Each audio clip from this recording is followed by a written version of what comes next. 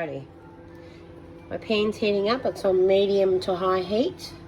I have got around about maybe a 1/4 cup of oil in my pan heating.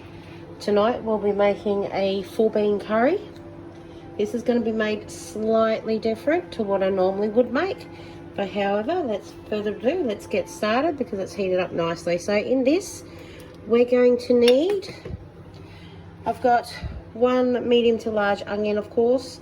I've got a heap or 1 heap teaspoon of both garlic and ginger in that one. This one here is my fresh green chilies. Now I had 3 large green chilies, which I've actually diced up quite finely in my little mincer dicer that I have here. And of course, your curry leaves. It doesn't have to be fresh. Fresh is always best. But anyway, if you've got dry curry leaves, then that's fine. You can use them too. So right now, I'll just pop that ones in there so they can have a little sizzle. And of course, again, optional. You don't really need this one, but I do put it in a lot of my curries, which is of course the dried fenugreek leaves. So I'll put a good pinching of that in there as well. Again, optional. Your hing powder, your yellow powder. It's got the name somewhere here.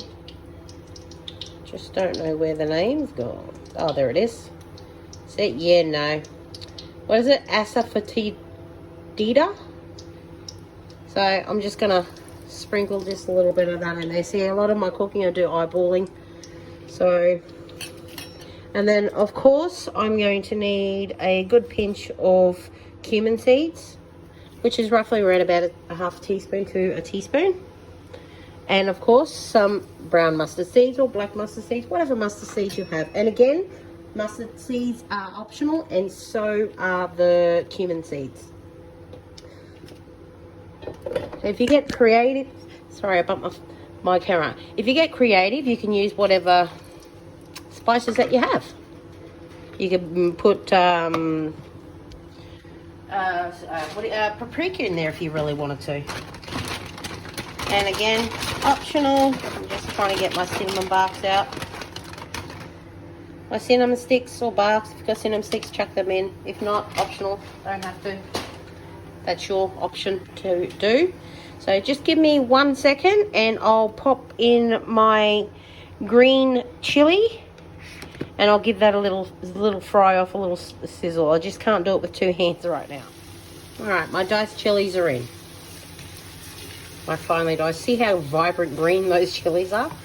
Now these are quite large. They're probably around that thick. And they were about that long. So this will probably be a nice spicy bean curry, which I'll be making tonight. And I'll also be putting in some extra chili in there as well, so just let them sizzle off or fry off a bit more.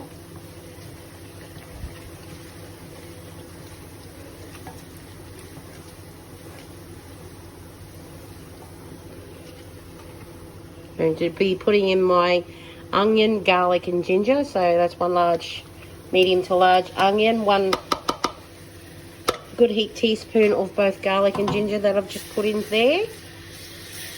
So if you think you need to add extra oil than what I suggested, then you can do that. That's fine. That's up to you. That's your preference. But if you don't want to, then have less oil. That's completely your decision on how you make your curry. So because it's settled down in sizzling right now or frying off because I've put the cold ingredients there. But yeah, you will also need, of course, diced tinned tomatoes, or you can use fresh tomatoes. That would be your choice. But that, however, can be optional whether or not you like tomato. If you don't like tomatoes, don't put it in. But tomatoes, be mindful, tomatoes are a part of your gravy and or your sauce mixture. My beans are in the microwave. I just buy the tin beans, like I showed you with the butter beans on my previous video that I have done. So this is like the 4-bean mix, and I also added some cannellini beans as well, which is initially kind of like baked beans. So I'm just going to let that simmer off a bit more, and I'll be back. I will also be adding my teaspoon of salt. So I'm actually going to do a half into the onion and the garlic and the ginger and the spice. So that's like about a half teaspoon, just judging that, and the rest of that will go on the curry when I put more in, like more stuff in there. Salt initially helps it to cook through a little bit quicker as well. See how vibrant that colour? It's actually like a green right now because of the chilies. Note to self, don't scratch your face when you've been handling chilies. My beans have finished in the microwave. I'm just going to let them sit in the hot water for a little bit, just to soak while I finish doing this one. So to that's been sitting initially on the stove for around about 2 to 3 minutes. So I'll actually give it another 2 to 3 minutes, so 10 minutes all up, and then I'll be putting the rest of my chili powder and everything in there. So hang tight.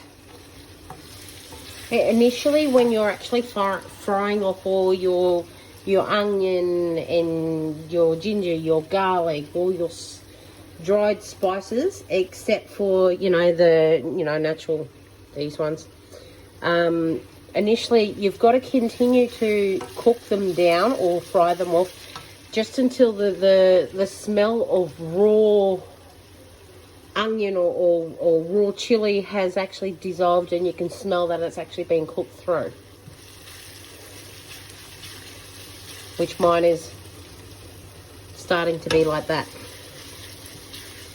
So at the moment I can smell my chili and my green chili and my onion. It doesn't smell raw anymore. It actually smells cooked off. So right now I'll be adding my tin tomatoes, or my diced tin tomatoes. So I usually put half a cup in to begin with, and if I want to add more, then I will in fact add more tomatoes. So that was just under half a cup. But I think I'll be adding some more to that one. So I just got a new tin open here. And I'll give that a little mix through. There we go, that's better.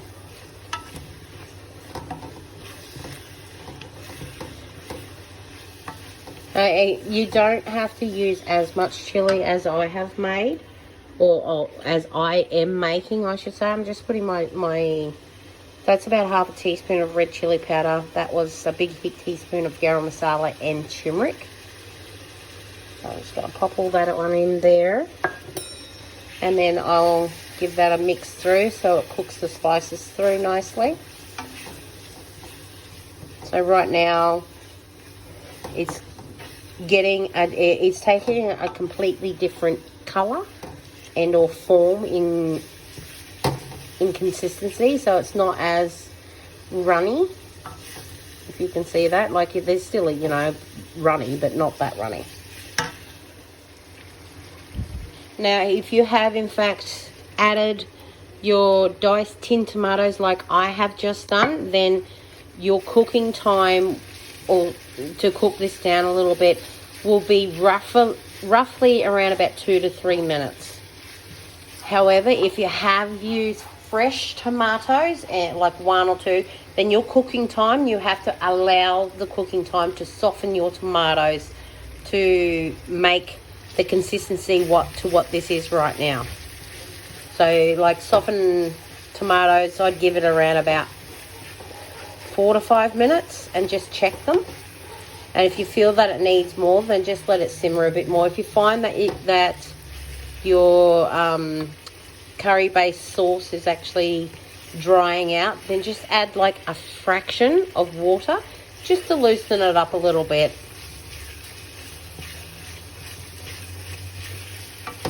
See the vibrant colour that the oil's going? Now the reason why it's going that bright, vibrant colour is because of all the spices that I have in this dish. You always wonder, when you go to eat a curry, you'll open the curry up and you'll see a heap of oil and it's like a bright red in colour. It's because of the spices they add to their curries. It's a natural colouring. Because like, well, obviously the camera's not doing its justice right now because the colour is quite red, but it's hard to see. The oil's red, but it is hard to see through the camera right now. It's not really doing it justice. Okay, that's had enough time to cook down, so I'm just going to strain my beans and then I'll be popping them in there. Alrighty, beans all strained. So these 5 beans got kidney beans in it. It's got butter beans, it's got chickpeas, and I have in fact put the other beans through. So just pour that in. And you're going to give that a quick little mix through. So this is where initially I make it differently. So you can, one, have it like that and add water, or you can do a couple of other things. You can add yogurt, or you can add cream, like, you know, light cream, full cream, or you can add milk, which is what I will be adding today. So I'm just going to grab my milk. All right, my milk, light milk, eyeballing, tipping it in. And that's just a little bit that I've put in there. I don't want to make it too runny. Then I'm going to give that a little bit of a mix. I will put a little bit more milk in there just so it can have time to infuse with the curry flavours that are in there. Okay, so the sauce, as you can see, it's quite rich. If you were to put full cream in milk in there, then it will be just as rich. And because of the amount of beans that you have in here, it won't take that long to simmer through. So I'm going to actually turn my stove down to low. I'm going to let that cook through, and this will be done in another 2 to 3 minutes. This is my 4-bean curry. When you're happy with the consistency of the gravy that you've made with your curry, see, mine's it's thick, but it's not that thick. Just give it a little taste, and if it doesn't taste quite right, then that salt that you have left, you then pour that one in there, and then you mix it through, and then turn your stove off. Because I've actually added all my salt in, so, and I've already given it a taste test, and it packs some beautiful, beautiful flavours. Serve it up and enjoy. Stay tuned for how to make my roti bread, Indian flatbread. If you like this video, please comment, like and subscribe to my channel. Press that bell notification, and when a new video has been uploaded, you'll be first to know.